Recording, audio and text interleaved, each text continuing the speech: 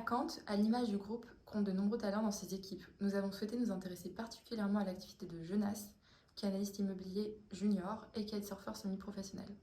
Le kitesurf est une activité sportive nautique qui consiste à glisser sur l'eau en étant tracté par une aile de kite poussée par le vent. Jonas, bonjour. Bonjour. Tu as rejoint Kant cette année. En quoi consiste ton activité d'analyste immobilier junior chez Kant? Merci de me recevoir. En effet, j'ai commencé il y a 6 mois de cela chez Akant à Genève. Et tout d'abord, je mettais les statistiques à jour, les différents graphiques par rapport aux différents types d'immobilier. Ça peut être par exemple les logements vacants pour le canton de Genève ou autres. Et par la suite, j'ai été formé sur l'expertise immobilière avec l'équipe de Madame Dunst, où nous pouvons expertiser des biens tels que des villas, des PPE, des immeubles et ainsi de suite.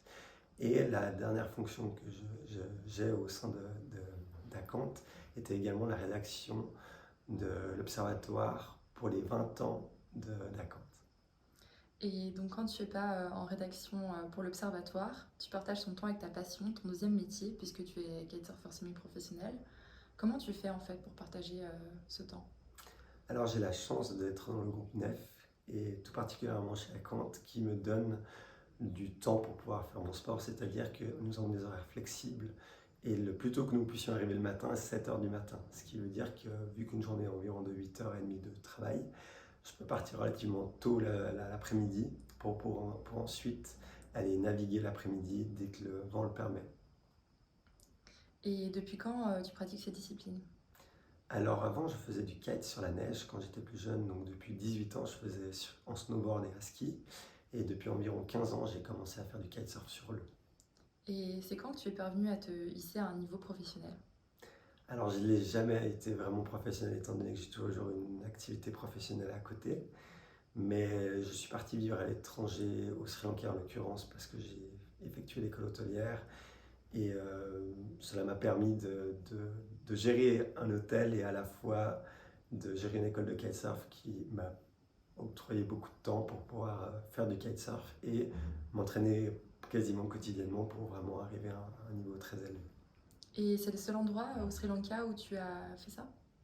Alors non, j'ai fait une vingtaine de pays via mon sport et là en l'occurrence grâce au nouveau sponsorship que j'ai obtenu par la marque Ridin.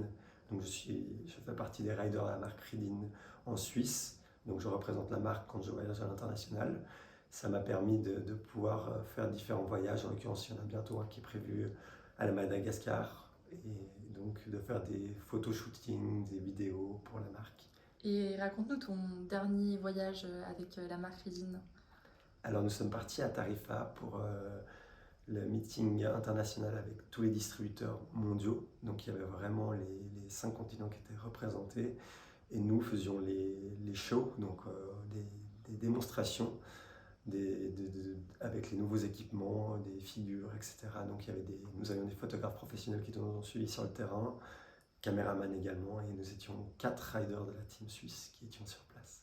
Merci Jonas, on te souhaite de continuer à te faire pousser par le vent encore très longtemps. Merci beaucoup pour l'interview et à très bientôt. À très bientôt.